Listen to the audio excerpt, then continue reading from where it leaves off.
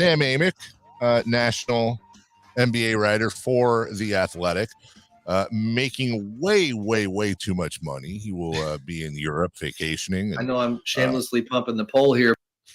That's our guy. He'll be there for the Olympics, and I believe he'll be with his family. And truth be told, we've always Sam's fine, but we've always requested Anthony Slater, and Sam kind of blocks that one. So the advantage to Sam being gone is we get Anthony on the program. Anthony, it's Dave, it's Jason, and thanks for filling in. Good morning. Shamelessly plugging the poll. I like that soundbite. Yeah, he has to live with that one forever. Yeah, that's him. That's him. You guys do wonderful work, and of course, we love Sam and go way back with him. But a lot of times, Anthony, you'll put out things on the Kings as well, and it's interesting to get both viewpoints. We'll just start really with you and this DeRozan move. Your thoughts on that? Good, bad, indifferent, etc. I mean, it's a talent upgrade.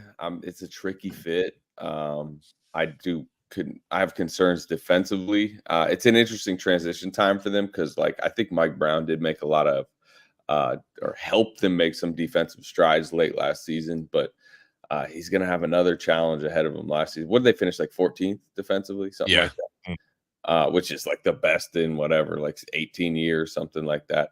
That would be impressive next season if they can finish 14th. Now, the different lineups will help. I think Keon Ellis will play a big role, but I like what they can now do down the stretch. I know De'Aaron Fox was a big proponent of it, which is very relevant for several reasons, but one of them is just I think he wants some pressure taken off and key moments. They're playing the Pelicans. Can Herb Jones guard DeRozan for a little bit? I think De'Aaron Fox wants those moments where he's just not always the one getting hounded. So there are a lot of benefits to it. Again, it's a talent upgrade over Harrison Barnes. It is, but I don't think it's the cleanest fit. Yeah. So with that, is the fit for you more of a concern defensively, or just are there some offensive things that you see as a fit issue maybe? Yeah, I think both. It's not like he's DeRozan's known as the best cutter. I think part of why they exploded a couple of years ago offensively is because of the DHO stuff and the way Herder could move and the type of season he had and how everyone kind of fit around Sabonis. I don't think, that's not necessarily DeMar DeRozan's specialty. It's going to be a lot of clear side of the floor, pump fake, right? DeRozan's best skill is his pump fake. That's what he's famous for. That's kind of slow basketball. It's mid post stuff. It's stuff that doesn't necessarily get everybody flowing. So again, it's tricky, but also you have to evolve. I've talking to Kings people. I think part of the reasoning behind the move is they were solved a little bit offensively last year. They can't just have this free-flowing, number one offense in the league for the next half decade. They need to change some things, and part of changing some things is just getting an elite scorer who can score 24 a game, and that's part of winning against good teams, right? You can do a lot of that flowing stuff against your average NBA teams, but if you need to beat good defenses, if you need to beat the Pelicans in New Orleans with your season on the line, sometimes you just need to give the ball to a great scorer, and he needs to score against long defenses. You mentioned how this will help De'Aaron Fox, and I agree with you in every way. Also, DeMar DeRozan holds the ball at one of the highest clips in the league. How's that going to affect Sabonis and Fox, who also, by the way, holds the ball a little bit as well? I would probably worry about Sabonis more in that sense, and because he almost needs a specific type of offense where it's not even just holding the ball, but people are kind of circling around him, and I think the loss of Monk, you could tell down the stretch, hurt Sabonis because they're kind of pick and roll chemistry, but also the lessening of Kevin Huerter. I think when Kevin Huerter was at his best a couple of years ago, that really helped Sabonis because Kevin Huerter plays a perfect style to pair with Sabonis, whereas DeRozan doesn't. But also at the same time, I mean, these are two very skilled players. Sabonis can get some of his stuff going in transition. DeRozan can play some transition basketball. It's going to take a little time. And, the truth about Sabonis, while he needs the ball, he's not demanding 17 shots per game. He doesn't need his 20. he can really affect the game in a lot of ways, obviously from a rebounding and assist perspective. But I do think it's going to take a little time. I bet you that first month and a half, it can be a little awkward offensively, and they'll probably need to find different lineups. I think they'll really kind of separate some of these guys, and one of them will have to be leading the second unit. It might affect Monk too. That's another guy we didn't mention. Yeah, talk with Anthony Slater from The Athletic. He's in Vegas getting ready for Summer League out there. You just brought up Monk, but you've mentioned Herter. The Kings have a couple of roster spots still available, and they're still kind of in the rumor mill. I know a lot of the free agents have been scooped up. What do you think the play is here for Monty and the front office to try to address defense, just find some fringe depth? Like, there's a couple different ways they can go. How do you think they approach the rest of the offseason? Yeah, look, I mean, this is the time where everyone kind of waits out the veteran minimum market to play itself out by mid-July when all these guys realize there's no money left out there. Now, there's maybe big, I think a lot of the league is waiting on this Markkanen situation. Does Utah renegotiate and extend? Do they trade? That could break loose some of this stuff. But as far as, I do think Kevin Herter's relatively available, at his contract price. He could be, used maybe with a pick to go try to get somebody that fits what they are doing right now a little bit better. I've always thought Cam Johnson or Dorian Finney-Smith to a lesser degree makes a lot of sense for not only the Kings, but the Nets are in a rebuild. They could use a pick. But I don't know. I don't know how available those two really are at this point. So I think there's, like you said, smaller moves out there, but there's also a chance you just get a couple minimums, and this is kind of your roster heading into the season, and you just view DeRozan over Barnes as the upgrade that maybe can get you into the playoffs. Anthony Slater of The Athletic joining us. The Kings, as you wrote on Sunday, were very heavily involved in the Lauri Markkanen talks and protecting Keegan Murray from those talks. If Danny Ainge were to relent and there was some sort of a Herter or whomever and multiple first-round pick deal there for the taking for Lauri Markkanen, A, would you view that from the Kings as an all-in move? And B, would you view it as the right all-in move? Yeah, I'd like it. I do kind of think that them going after DeRozan, throwing the 2031, pick swap to San Antonio was them relenting on Markkanen. I have heard, especially from the Kings side, but really league-wide, that there's kind of skepticism that Utah's actually going to pull the trigger on that move. So, but it would make, Markkanen fits anywhere, especially, when you have star scorers, because he doesn't need the ball in his hands necessarily, but he's a rim protecting, like elite shooter. Those are the guys that I think take championship teams over the top. So it would make sense to in my opinion, the Warriors are much more in the Markkanen chase and currently are, and they're more willing to be patient. They didn't use any of their draft capital to go elsewhere. And but again, everyone's looking at that August 6th date, because that is the date that I think Markkanen's either going to extend or not extend. And if he does extend, then he'll be available to be traded at the deadline. If he doesn't, if he waits till August 7th, he's unavailable all year. So I would have viewed Brandon Ingram more probably in the Kings price range, but at the same time, I think DeRozan was their move. I really kind of think that they're done with the big moves.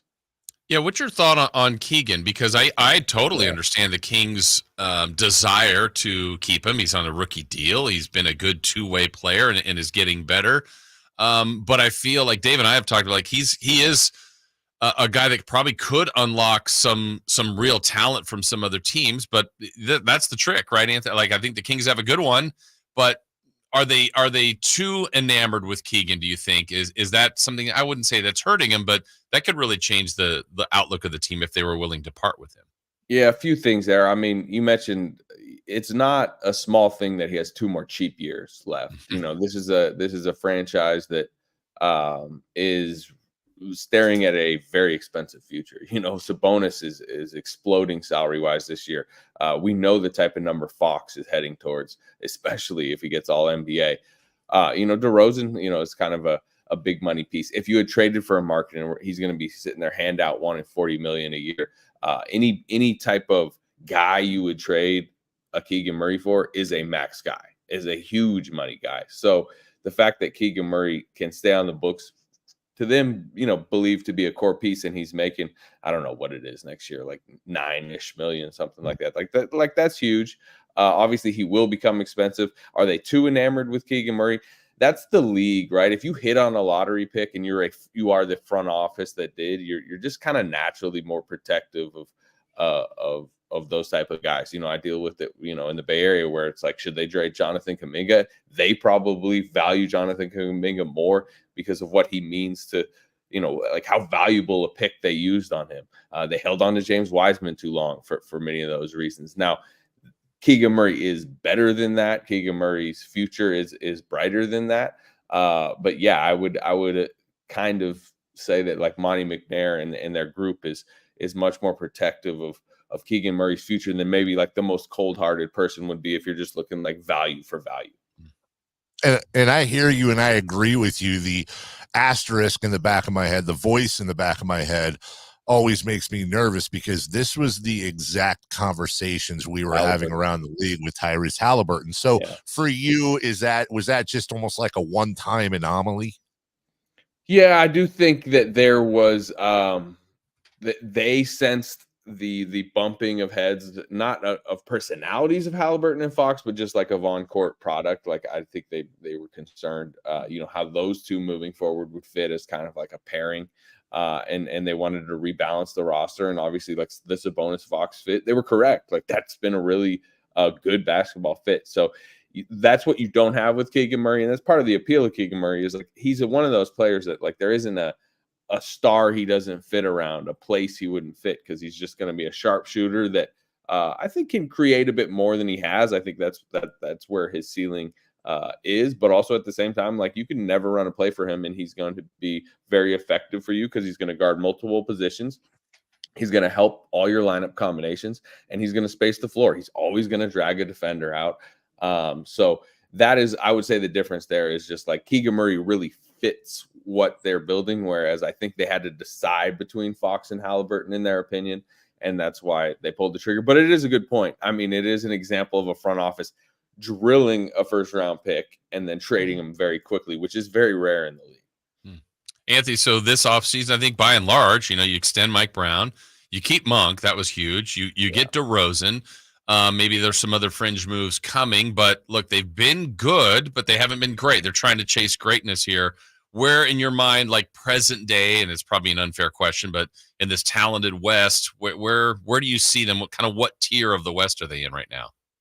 Yeah, I would say they're in kind of like that 5 at the top end, 9 at the bottom end. Like you're trying to avoid the play-in, right? Everyone, that's become like the new goal is like at least be the 6th seed. Do not have your season on the line in that week right before the playoffs. And I think they've done enough to rightfully go into the season believing, if they have a good regular season, they should avoid that. As far as the, chasing greatness, getting to that next level, I'm kind of the belief that they'd probably need to get somebody better than Sabonis or better than Fox. I do think part of what caps them in this modern NBA is I'm not sure their 1-2 is a championship 1-2, and that might be controversial to some people, but it's like, I think Dallas, for example, part of the reason I think Dallas, exploded in the playoffs is because it's Luka Doncic, Kyrie Irving. I do think there's like a different level of top end star you have to win in the West Finals, to win in the NBA Finals, and I think that's probably why I believe this Kings team is capped at like a second round type team. But that's much easier said than done. You can be like, yeah, go acquire Nikola Jokic, go acquire Giannis, something like that. Like I think they've done as good as they can with kind of like the card they've been dealt. You talked about the DeMar DeRozan fit.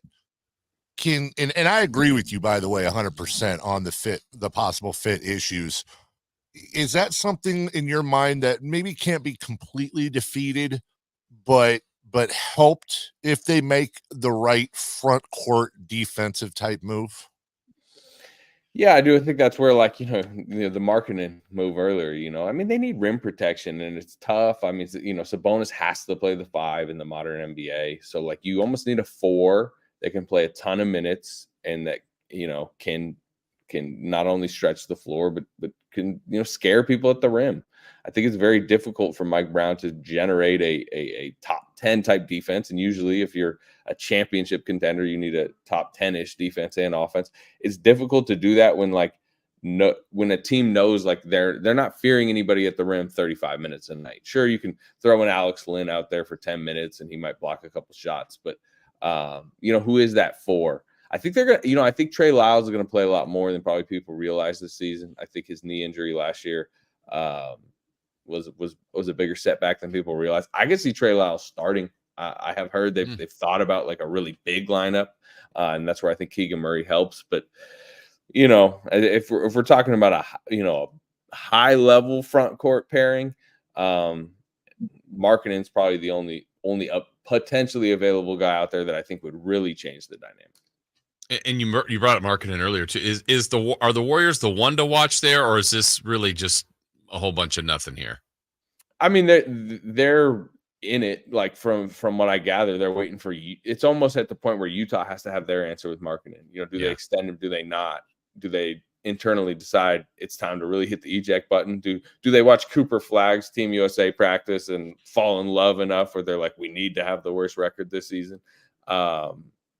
You know, but if they do hit that eject button, which I would say 20% chance at this point, I think he's just going to, you know, they've saved their cap space for a reason. I think they're going to renegotiate and extend. But if they do, from what I gather, like the Warriors are the package they've looked at most, partly because, you know, teams out there they want to bet against the Warriors' future. They want those future Warriors picks more than they want most teams' picks because, you know, it's a non-Steph Curry era coming. Do you think you talked about the starting lineup, and now you got me thinking. Yeah, Malik Monk at his press conference was very upfront that he wanted to start, and he said this last year too. But then he always augments it with, "But you know, I'm open. I'll do what helps the team." In your brain of brains, do you think when we open up in October at Golden One Center or wherever, do you think Malik Monk's at starting too? No, I don't. I think that Mike Brown, not only is Malik Monk's future now settled, but Mike Brown's future is now settled too. And Mike Brown likes him off the bench. I mean, Mike Brown has never started him. And you guys know there's been several games, several chances for him too. And that's one of the things I think that makes Mike Brown a good NBA coach. Like he kind of has a backbone in that sense where Malik Monk can tell the media this and, you know, yell at Mike Brown in practice about that and you know, believe he should be the starting two guard on this team, and Mike Brown can just go, no, you know, you're still going to play 25, 30 minutes. But I think we would all agree, like he does make sense more as a sixth man. He is your kind of spark off the bench. And I think you can balance your lineups much better. And you do want more defense out there to open games. I think Keon Ellis makes a lot of sense if you want a more perimeter oriented, you know, low usage, you know, bulldog to guard out there. And then I would really I think they're going to look at this Trey Lyles option and go with a more jumbo lineup potentially where it's Fox, DeRozan, Murray, Trey Lyles, Sabonis if they want more size. But again, I think these are defensive equations. And I think Malik Monk, you know, he signed back knowing who his coach was and what his role has been on this team. So as much as he may want it, as much as he may voice it, I think he's going to be your sixth man again. Any chance that it's Herter there? That doesn't address the defensive part, but I mean, 2 years ago, he was a good starter. Last year certainly didn't have the years, you know. I guess there's always a chance, but if he's still on the roster, is he potentially a starter at 2? He's going to have to not only show he's healthy, right? That's the big thing with him. He's coming off of major surgery, the same one the rookie just got. And he's just going to have to shoot it really well. I know that's why his role lessened last year, which was, you know, if he's going to bring his flaws to the table that he can't correct, particularly defensively, but he was so good because he was such a good shooter for so long. And that left him. So to answer your question, I think he'd have to come out and really win that job by just shooting the heck out of it for, you know, months straight in whatever role he's given. And then if he is, to your point, and I think Ellis starting or Lyles starting, whichever way you want to slide DeRozan, is an interesting concept. But also that then creates a Monk, Herter, if Lyles isn't starting, Lyles, Devin Carter. Now all of a sudden you've got a really, really deep 8-man rotation. Yeah, and I think that was kind of the underrated part of like when it melted down a little bit late last season was like the depth became an issue. Remember, he was like going with like a 7 to 8-ish man rotation by the end. And I do think, DeRozan kind of helps beef you up a little bit. I want to see Carter. I think that's a blow already that he's getting, this surgery. Like that sets a rookie back because now you don't have camp, you don't have like integration time. I think that's tough because I think part of the reason he appealed to them so much is because it seemed like a player that could step in right away and give you 20 minutes. So we'll see if he is, as good as they hope he can be. Maybe he won't need that much time, but I would think by the end of the season. They kind of need his skill set off the bench, but it feels like a deeper team. But again, it always feels like a deeper team. And then Malik Monk and Kevin Huerter are out at the most important point of the season, and you're like, man, this feels a lot more thin. So no injuries. Yes, they're deep, but you almost got to plan for injuries. Yeah, it's been a little open-ended. Not that anybody expects to know the answer on the timeline for Carter, but I'm with you, Anthony. I wanted to see him play in the Classic. I want to see him play out there in Vegas, where you are, and just see. A lot of people did like the draft pick and want to see what kind of defender and athlete he could be for this team. Have you heard any kind of word on what kind of timeline we might be looking at with his injury? Yeah, it's these surgeries definitely come with more of an open-ended timeline, but I would expect him to miss camp, miss preseason, miss the start of the season. They'll probably play it safe. They'll probably have to ease him back, especially once the NBA season starts. There's so little practice time for these teams because the schedules are so compact. I'm sure they're going to have to ease him back in the G League. So again, like this is more speculation, but I would guess we're talking, November, December before you really see him. And that that is a setback. But what I will say about him is, especially now being out in Vegas, being at the California Classic, talking to people that are just like unrelated to the Kings, almost everyone I talk to about Carter, they're like, oh man, love him. What a pick. But, so I do think they've been given a very good grade on that pick long-term by the league, but just maybe it's the skeptical side of me. Like, I think his rookie season's kind of, it's going to be really challenging for him to make an impact because rookies who miss a bunch of that early part of the season, like they're just so behind. Yeah. And, I'm a fan of this front office and I'm vocal about that. But what do you make, though, of the Carter injury and the fact that they didn't bring him in for medical pre-draft? Yeah, I'd like to know the specifics more to know, because I don't want to sit here and crush them if it's like, hey, look, they knew, like, this is what it was going to be. They're not exactly going to detail that in a press conference setting. But, look, to be fair, Monty McNair, the night they drafted him was like, oh, a little minor shoulder thing. Like, we don't know if he can play summer league yet. And then it's like, okay, now he's out for, several months. That's like what worries me, Anthony. That's what same thing I picked up on. Yeah, for sure. That would be strike one of the pick again. Like if he's a stud long-term, we'll all forget about it. It'll still be a great pick, but that not a good start. Certainly not a good start as we you regrade these drafts every month. Well, this is a rough beginning to the career. My last thing I wonder what in Vegas, it doesn't have the same zip this year like Wembanyama, but what are you looking for overall out there while you're in Vegas for summer league? It is an extremely boring summer league, because it was a boring draft, right? Last year I was out here watching like Chet Holmgren. Obviously, you had the Wemby show. A lot of that. It's just, the best event I've been to. I already went to. I went last night to Team USA Canada. That was fun. It was high level basketball. Jordy Fernandez out there coaching Team Canada. You guys know him well, but it was packed. Celebrities everywhere. Like that was the event of the summer league. I don't know. I mean, you want to see Ricochet is playing against Alex Starr. They love to pair up, the number 1 and number 2 pick as kind of like the highlight game. But how many people are going to be tuning in for Ricochet against Alex Starr? Right. I got one last thing for you because we got to wrap up. I'm just such a nerd, man. So you're in your hotel room. What are you using as a mic? And I don't see any sort of headphone or AirPod. What is your setup there? Bug it. Yeah, so I forgot my mic. Usually I would have a Shure mic and it would be right here, and people like to make fun of me. I go on like NBA TV and there's just this massive mic here. So I'm using a MacBook right now. I'm just speaking to you through my Mac. It's very That's a great sound. That's your onboard mic. That's actually really good for an onboard. well, this is an Apple commercial for you then, but yeah, you're right. I mean, I'm glad it sounds good. I was a little worried because I didn't bring my mic, so I'm glad it sounds No. good. Yeah, That's what I was tripping on. Then are you hearing through the speakers as well? Yes, I am. Good. If anybody else was in my hotel room, which nobody is in my hotel room right now, you would be, the sound is out and about.